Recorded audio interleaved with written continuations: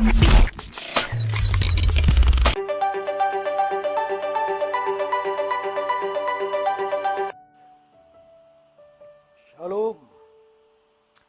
Di tengah-tengah apa yang menjadi tuntunan bagi gereja kita di tahun 2019, kita berjalan dalam hikmat, kebenaran dan kesetiaan. Maka Tuhan memberikan pesan bagi kita di Januari 2019 ini. Satu pesan yang harus kita perhatikan di hari-hari terakhir, yaitu naik ke gunung Tuhan. Kenapa Tuhan memberikan pesan ini kepada setiap kita? Oleh karena di gunung Tuhan, Tuhan mengajarkan jalan-jalannya supaya kita menempuhnya. Di gunung Tuhan ada pengajaran. Mungkin banyak di antara kita yang belum mengerti apa itu gunung Tuhan. Di dalam Keluaran pasal yang ke-15 ayat 17, maka dikatakan gunung Tuhan itu adalah tempat kediaman Tuhan. Itu adalah tempat kudus Tuhan.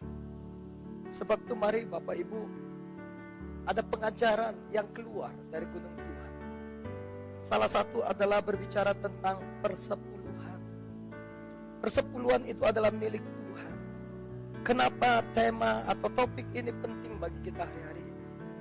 Karena ada banyak pengajaran-pengajaran yang simpang siur tentang persepuluhan.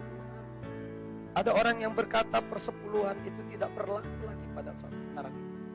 Ada orang yang berbicara persepuluhan itu hanya bicara tentang uang. Tapi mari kita akan melihat kebenaran firman Tuhan. Apa yang Alkitab katakan tentang persepuluhan.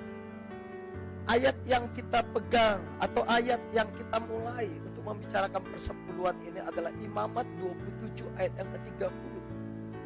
Demikian juga segala persembahan persepuluhan dari tanah, baik dari hasil benih di tanah maupun dari buah pohon-pohonan, adalah milik Tuhan.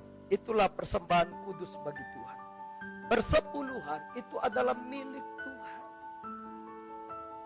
Ayat-ayat yang paling panjang atau ayat-ayat yang paling sering dibuka tentang persepuluhan ini ditulis dalam kitab Maleakhi pasal yang ke-3. Izinkan saya membaca dari ayat yang ke-7 sampai ayat yang ke-10.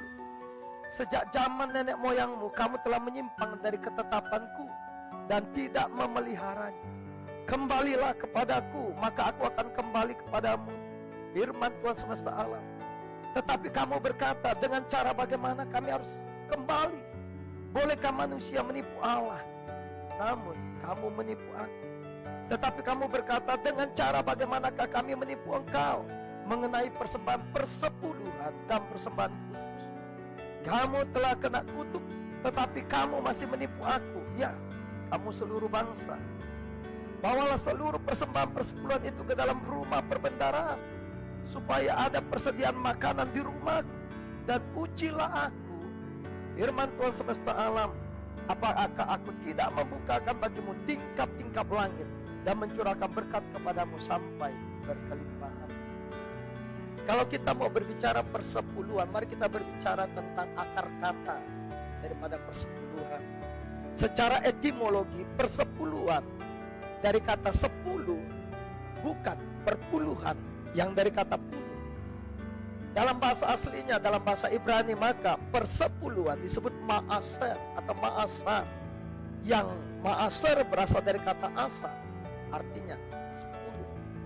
Bahkan dalam bahasa Yunani, apodekato berasal dari kata dekato, yang aslinya adalah deka, 10.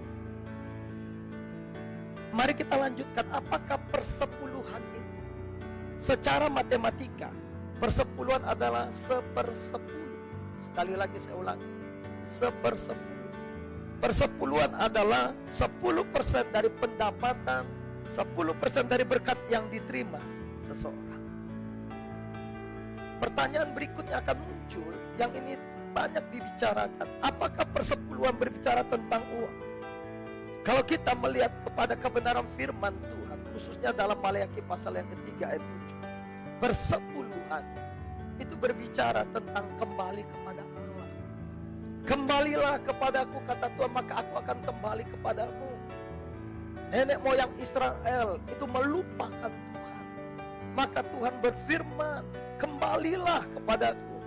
Bagaimana cara kembalinya? Maka Tuhan mengingatkan tentang persepuluhan. Yang kedua, persepuluhan itu berbicara tentang sesuatu atau tentang hal yang dapat dipercaya. Saya kasih contoh ilustrasi, kalau sekiranya saya memakai atau meminjam barang milik orang lain. Ketika saya memakainya, ketika saya mempergunakannya, maka sudah jelas saya harus kembalikan pada orang itu. Dan kalau saya kembalikan, maka saya harus kembalikan utuh barang itu. Sama dengan persepuluhan. Ketika kita mengembalikan persepuluhan, maka kita mengembalikan milik Tuhan, karena persepuluhan milik Tuhan. Ketika kita tidak mengembalikannya, maka Alkitab seringkali atau menegaskan kita ini pencuri. Sebab itu persepuluhan selain berbicara kembali kepada Tuhan, itu adalah berbicara tentang dapat dipercaya. Atau pertanyaan yang selanjutnya orang-orang pakai atau orang pergunakan untuk meniadakan persepuluhan di zaman akhir ini. Apakah persepuluhan terhisap dalam hukum Taurat? Persepuluhan jelas tidak terhisap dalam hukum Taurat. Kenapa? Karena pribadi yang pertama yang dicatat di Alkitab yang mengembalikan persepuluhan adalah bapa dari segala orang percaya, namanya Abraham. Dicatat dalam Kejadian pasal 14 ayat yang ke-17 dan sampai ayat yang ke-20. Abraham itu hidup lebih kurang 430 tahun sebelum Taurat diberikan Tuhan lewat Musa.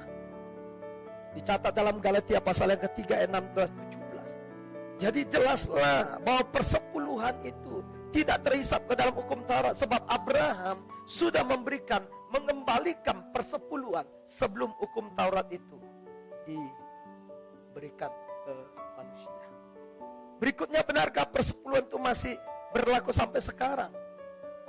Ketika Tuhan Yesus menegur ahli-ahli Taurat, orang-orang Farisi, di dalam Matius 23 ayat 23, maka Tuhan menyatakan yang satu harus dilakukan, tetapi yang lain jangan diabaikan. Ahli-ahli Taurat orang Farisi mengembalikan persepuluhan mereka, tetapi sayangnya belas kasihan, keadilan, kesetiaan mereka abaikan. Waktu Tuhan berkata yang satu harus dilakukan, itu bicara bahwa persepuluhan yang dia lakukan, yang dilakukan orang Farisi ahli Taurat itu harus tetap dilakukan, tetapi jangan diabaikan belas kasihan, keadilan, dan kesetiaan. Kita lanjutkan. Persepuluhan itu adalah milik Tuhan, sehingga kita memakai istilah mengembalikan, bukan istilah membayar atau memberi. Kata yang dipakai untuk persepuluhan bukanlah membayar atau memberi, karena kata membayar itu dipergunakan setelah kita mendapatkan sesuatu atau setelah kita menerima sesuatu seperti berdagang atau membeli. Dan kata memberi itu berarti mengandung arti sesuka kita. Apakah kita beri atau tidak, berapa jumlahnya juga menurut kita masing-masing. Padahal sekali lagi persepuluhan itu milik Tuhan. Jadi tidaklah kita memakai kata membayar atau memberi, tapi sebaiknya kita memakai kata mengembalikan kepada Tuhan. Persepuluhan itu milik Tuhan, sehingga kita harus mengembalikannya. Jika kita tidak mengembalikannya, maka di dalam Maleakhi pasal yang ketiga ayat yang ke-8 kita disebut pencuri. Bahkan dalam terjemahan bahasa Inggrisnya disebut robber atau perampok. Pencuri itu berbeda dengan perampok. Kalau pencuri itu mengambil sesuatu milik orang lain dengan tidak diketahui oleh pemiliknya. Tetapi perampok adalah mengambil milik seseorang yang jelas diketahui oleh si pemiliknya. Atau perampok itu terang-terangan mengambil milik orang lain. Banyak orang menyamakan persepuluhan itu dengan persembahan. Sebenarnya persepuluhan itu berbeda dengan persembahan. Persepuluhan adalah 10% dari penghasilan yang diterima seseorang. Sedangkan semua pemberian kepada Tuhan, setelah kita kurangi persepuluhan, itu yang disebut persembahan. Persepuluhan adalah mengembalikan milik Tuhan, sehingga tidak punya motivasi waktu kita mengembalikan persepuluhan supaya diberkati. Sedangkan persembahan Itu selalu berlaku hukum tabur tuai. Ketika kita nabur, maka ada tuai yang 30, 60, sampai 100 kali lipat. Walaupun sebenarnya persembahan yang kita berikan kepada Tuhan, itu harus memiliki satu motivasi. Karena kita mencintai Tuhan. Dari mana saja persepuluhan itu kita berikan. Alkitab mencatat dalam 2 Tawarik 31 ayat yang kelima. Segera setelah perintah ini tersiar, orang Israel membawa dalam jumlah yang besar hasil pertama daripada gandum, anggur, minyak, madu, dan segala macam hasil bumi. Mereka membawa juga persembahan persepuluhan dari segala sesuatu. Saya ulangi, segala sesuatu dalam jumlah yang besar. Jadi persepuluhan yang kita kembalikan kepada Tuhan itu dari segala sesuatu. Tidak hanya dari gaji bagi orang yang bekerja, tetapi dari segala sesuatu apa saja berkat yang Tuhan beri bagi kita, maka kita kembalikan persepuluhan kita. Orang ada yang pernah berkata kepada saya, Pak Pendeta, bolehkah aku bulan ini memberikan persembahan atau memberikan persepuluhan ke gereja di mana asalku berada?